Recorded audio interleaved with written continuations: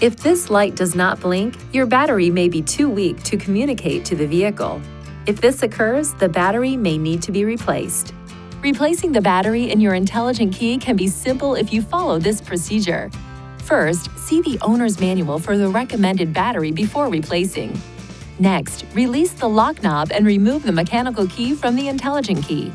Place a cloth over a small flathead screwdriver and insert the tip into this slit.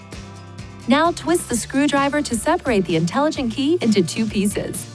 Look at the battery to observe which side is up so you can put the replacement battery in the same way. Ensure your hands are clean and free from oil and grease before touching anything inside the key fob. Carefully hold the new battery by the edges every time you pick it up.